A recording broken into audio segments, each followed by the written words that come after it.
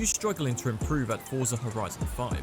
You might have practiced hundreds of laps and tried dozens of tuning setups with little to no improvements.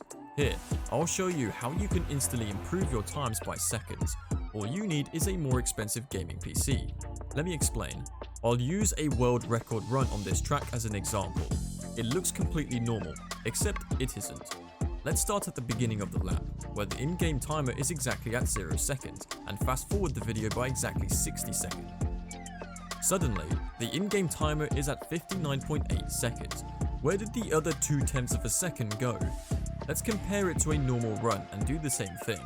All of our timers are starting at 0, but if we fast forward it by exactly a minute, the world record run falls 0.2 of a second short.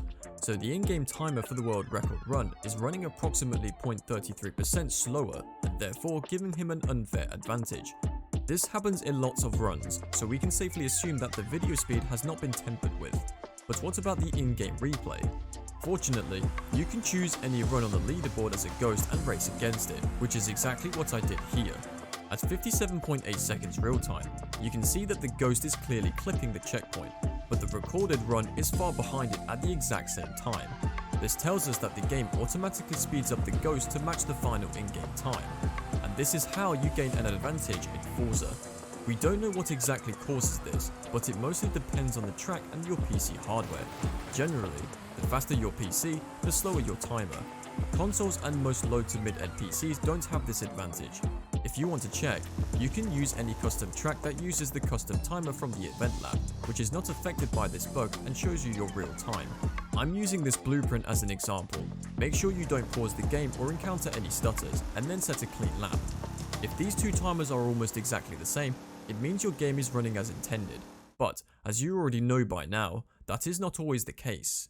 In the worst case I've seen so far, you can get between 4 to 0.6 of a second advantage per minute. On some tracks, this is enough to bump up any top 50 times to world record. If you want to do that, here are the specs that give you that much advantage. Fortunately, this doesn't seem to have an impact in online races. The in-game timer will work normally for everyone. This means everyone will race on an even playing field. Or do they? Now that we have figured out the timer, it's time to see if game physics are the same for everyone. Playground Games and Turn 10 have access to this game's code. Surely they would know if something is wrong with their game, right?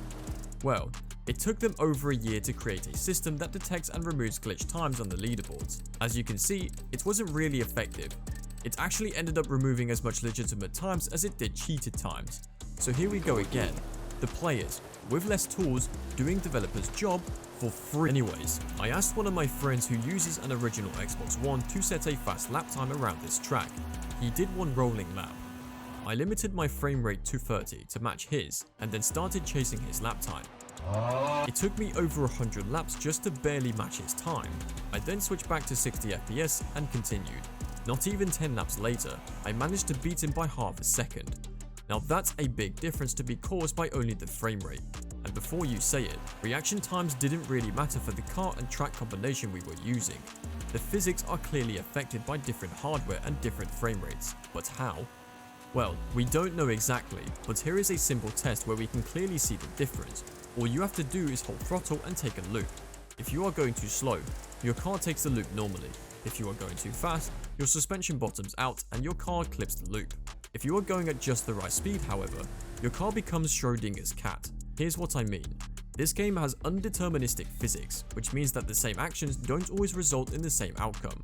If you take the loop normally once and then rewind, you might clip the loop on your next run, despite entering the exact same inputs. Basically, the outcome of your runs are randomized. This RNG only has a small effect on the normal gameplay and is not really concerning. In a 60 FPS scenario, I took the loop 100 times and only clipped it in 8 of them. I did the same thing using 30 FPS, but this time, the clipping became much more frequent. Out of 100 tries, I clipped the loop 44 times. That's over 5 times the difference. But what changes between 30 FPS and 60 FPS? To answer that, I recorded the suspension telemetry for all of the runs. Each color represents a different wheel, and higher values mean more compression. Here's what the suspension telemetry looks when I put some of the 60 FPS runs together. The pattern is fairly consistent, but there are clearly some inaccuracies in some areas. Here are the 30 FPS runs, which look similar, but there are some key differences. In this area, for example, the decompression is totally different between 30 FPS and 60 FPS.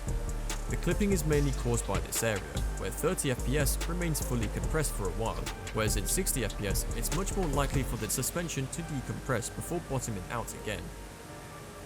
And that's everything.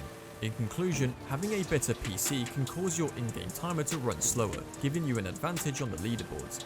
It is also clear that different frame rates and hardware affect physics, but it's hard to say how, and there aren't many ways to test it.